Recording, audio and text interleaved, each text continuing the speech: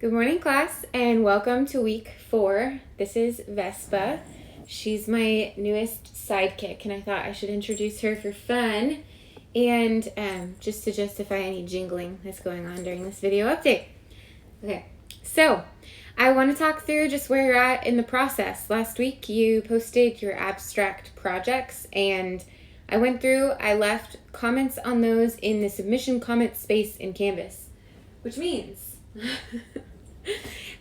that if you go into, I think, the grades tab in Canvas and you look for the abstract projects assignments, there's a tiny little icon with a message. If you expand that, some of you didn't receive a message. That's because things looked pretty good to me. You're right on track. Some of you got a little bit of guidance, advice for how to improve things further. And some of you got links to additional resources or things related to your topic that I wanted to share with you. So make sure that you caught that information. The earlier that you can integrate my advice, the better, because chances are I'm just going to keep repeating it until we address it. So that's just something to keep in mind. And then want to remind you guys that with the abstract projects, you can continue revising and editing that headline, your photo, your abstract summary itself, because as your topic changes or sharpens in content, but also as your tone sort of becomes developed, you'll want that style to match just where you're taking the article in general.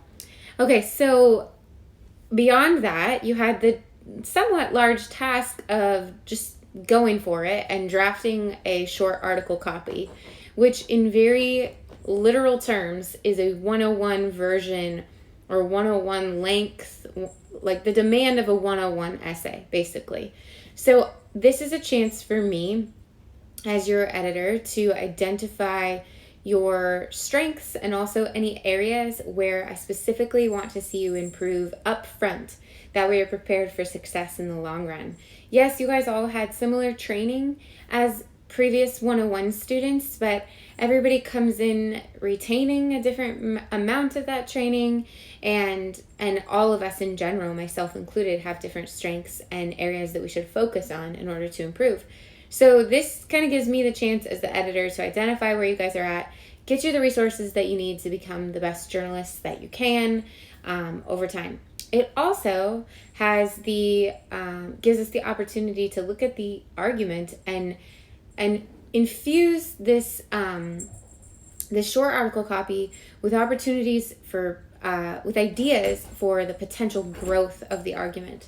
So that's something that we'll be doing with each other's work. That's something that I'll be doing. So I won't just be looking at it like, yeah, you did this well, you should work on this, but I'll be saying, oh, in order to get to the 3,000 word goal in, I think it's 5 weeks from now, let's look into this. Take a note of that. Let's dig further into that. I would avoid this. I would maybe go in this direction.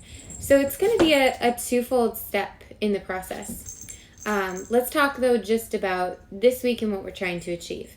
So all you're going to do is read and reply to each other and revise your own and improve it for Sunday's deadline, the final copy of the short article, which that's the one that you're submitting directly to me for assessment. So you're saying, this is the best I can do, Amber. And then I'm saying, okay, based on the best you can do, here's where I think you should go next.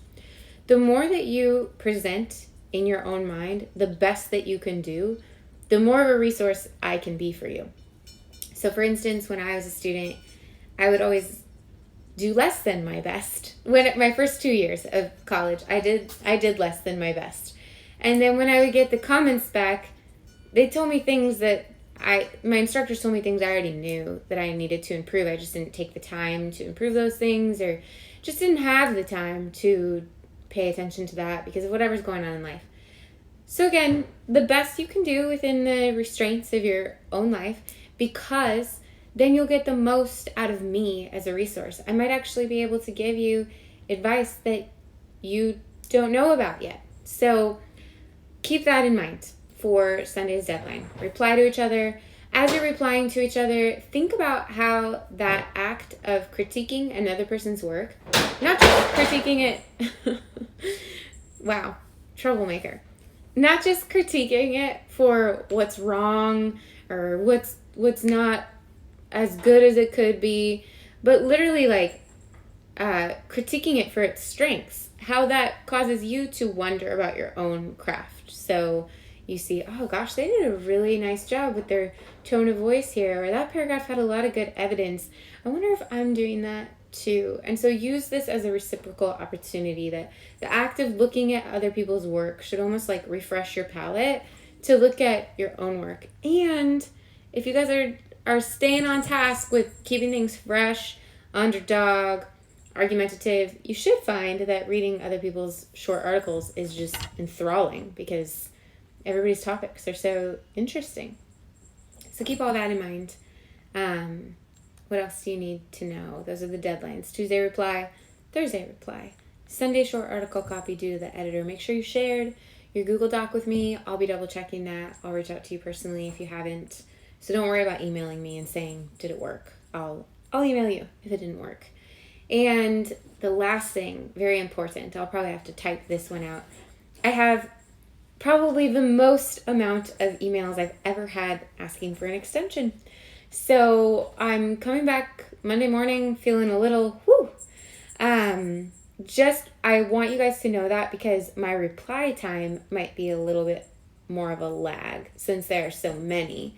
If there were like 5 of you, I could crank that out in no time, but there's a lot I'm going to have to organize.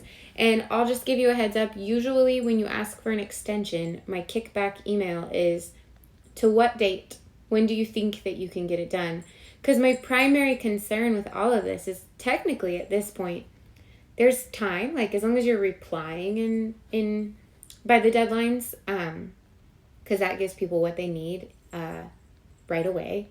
But there's time for you to lag a little bit on your short article copy. It's just that the more you lag, the less you get out of the learning experience. So if you can't present me with your full article sooner than later, then I have less time to fully digest it, fit it into my schedule, to review it, and give detailed comments. And obviously, anytime you ask for an extension and something's a week late, that eats into whatever you have to do the next week. You guys know this, right? I'm not trying to tell you something you don't know. I'm just trying to share with you transparently my motivation for trying to keep you on schedule as much as possible. So if you're sick, you have serious stuff going on. I mean, every quarter I encounter a story that's like, there's some serious stuff that goes on in all of our lives, any quarter. So I'm compassionate and I'm willing to work with you.